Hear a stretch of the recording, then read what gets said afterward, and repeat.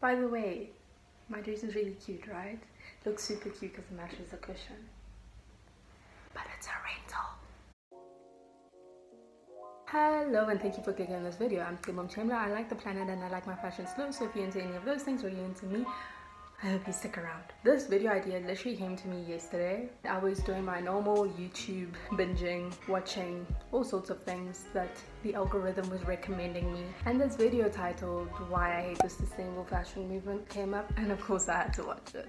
I was expecting to not agree with anything being said in that video, but all of it makes sense, and it is something that I've seen a lot of people like this creator experience. What that video was about was her struggling to know what is right and what is wrong and what content she can and cannot create, because she loves fashion, she loves thrifting and loves producing content, but she gets a lot of criticism about not being sustainable enough.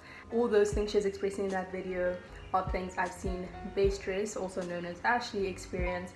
I've been subscribed to her for what is almost 4 years now.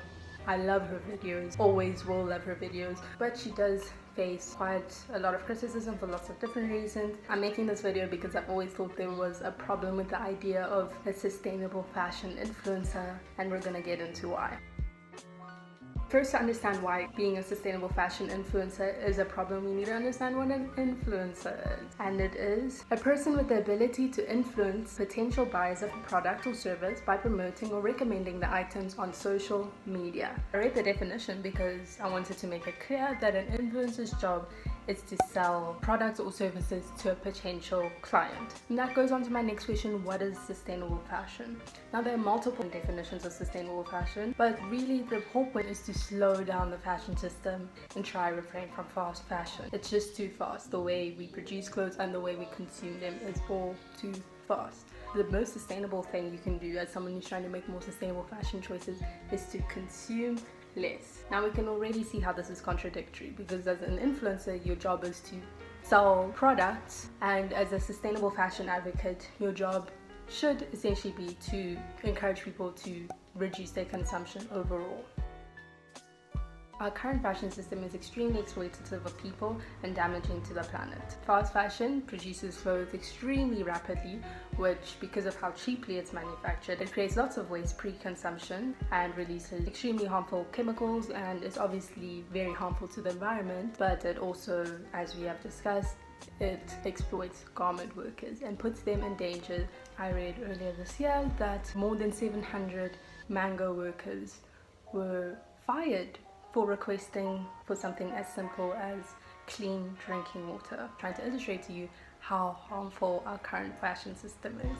So these creators who choose to stand by sustainable fashion, while they're doing a really great thing by encouraging people to make more sustainable fashion choices than they currently are, it seems that we've only addressed the one half of the problem, and we don't like these fast fashion companies like H&M, Cotton On, Zara. So even if we're addressing the first half of the question, which is that we don't like the way that clothes are being produced right now because it's extremely harmful, we're still consuming so rapidly that our demand needs to be met, which goes on to my next thing of hauls. So while I'm making this video criticizing the idea of a sustainable fashion influencer, it is important to acknowledge that the work that people like Base Dress are doing is very important. When I first decided I was going to try and make sustainable fashion choices, I thought, okay, I will thrift.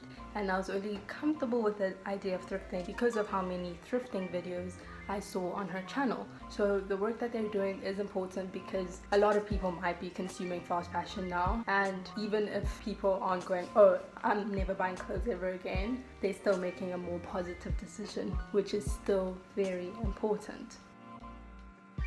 I mentioned this in another video, and the Imperfect I did this mentioned this in her video, but the words sustainable and whole next to each other are completely contradictory, because buying lots of things isn't sustainable. Even if you're buying lots of clothes from Reformation, you're still consuming. So influencers doing clothing haul, which is showing lots of clothes that you bought and doing that regularly, and then trying to convince their audience that it's sustainable because it's secondhand, is when hauls get problematic. As someone who is advocating for sustainable fashion, you should be trying to encourage people not to buy things that they don't need, and that becomes really tricky when you see the sustainable fashion influencers post an outfit and they'll put the links to the outfits in their story, and whether they're sustainable brands or not, you still got a bunch of your followers to go, okay, I'm gonna buy that.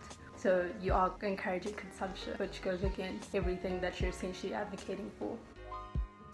With that being said, people need their bags and people need their money. So how can you merge these two worlds of doing what you love, getting paid for it, but also really standing true to everything that you say you care about? And two people who do this particularly well, in my opinion, are Aja Baba and Matt Diavela. Aja Baba is mostly in the sustainable fashion space and has conversations centered around inclusivity in sustainable fashion. She's really great. She's literally like my favorite content on Instagram, and she doesn't do ads. If she gets gifted things and likes it, she will share it sometimes, but she doesn't do sponsorships or ads. So her main way of making money from her social media job is through her Patreon. So if you like her work and want to support it, then you support her Patreon. And Matt does the exact same thing. He makes content around minimalism, and it has a very self-development approach to the way he tells his stories. So again, all of his content on YouTube is free, on Instagram is free. If you want to support his work further, you have to support him through his Patreon. So this is the decision that both of them as individuals have made, to say that they care about sustainability and minimalism. They don't want to encourage their audience to consume because that goes against everything they're advocating for. So they found other ways to generate an income through this. And whether it's as big of a paycheck as influencers who've decided that they're still going to do sponsorships, I don't know the figures, but it is refreshing to see people find a way to stay true to their beliefs and everything they advocate for, and still know that they, at the end of the day, what they're doing is work and they need to get paid for it. So in conclusion, does this mean that anyone who believes in sustainability has to make a Patreon or can't take sponsorships at all? I like to think there are ways to value sustainability and still enjoy fashion at the exact same time and still make it your job. And it's really refreshing to see that there are a few individuals and creators who've managed to find a way that works for them to get around this weird loophole of the main purpose of social media creators being to promote stuff, but that doesn't align with their values. Does this mean that all creators that have to do with sustainability cannot take other paychecks and can't get excited for sponsorships and brand deals and all of that? No, I'm not telling anyone what to do, but it is worth acknowledging that the whole job title of a sustainable fashion influencer is completely contradictory. The whole point of sustainable fashion is to try slow down the fashion system as much as we can. Was this video a little ranty? I don't know. I'm not really sure what the future looks like for influencers in the sustainability movement. Yeah, let's just end that video there. I don't know. This video might have been a little bit ranty, but there are all problems within this job title that are worth exploring. And if you agree with me, comment. If you disagree with me, comment. Let's have a discussion. If you've reached this point, you have watched this video in its entirety, and thank you so much. It is very insane that people would sit and listen to me talk or rant for however long this video is. Like I said, I'm Cebo Mtshemla. I like the planet and I like my fashion slow. So if you're into any of those things or you're into me, I hope that you will follow me on Instagram and subscribe to my newsletter, and also subscribe to this channel. Which way is it? It's one of those sides. I don't know. Thank you for tuning in, and I'll see you with another video.